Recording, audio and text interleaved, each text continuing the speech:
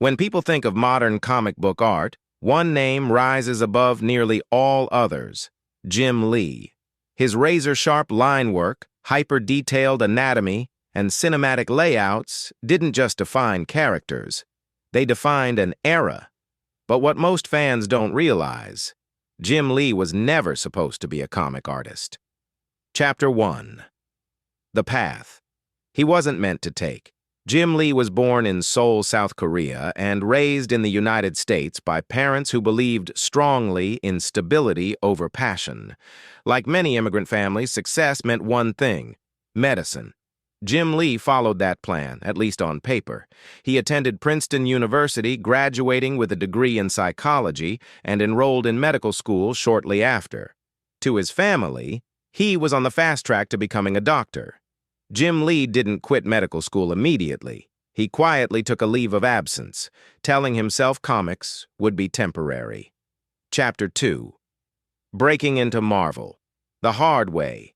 Jim Lee's entry into comics wasn't glamorous. He started at Marvel Comics in the late 1980s as a fill-in artist, not a star. He drew backgrounds.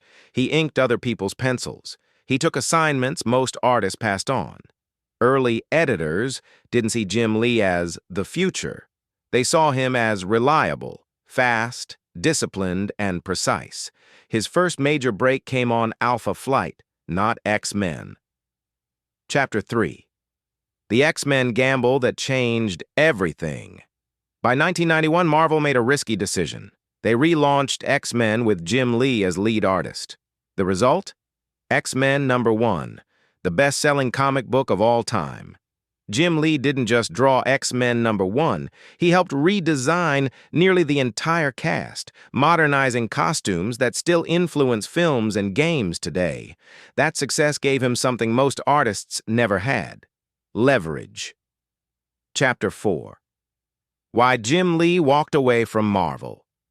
At the peak of his fame, Jim Lee did the unthinkable. He left Marvel. Not because of money, but because of ownership.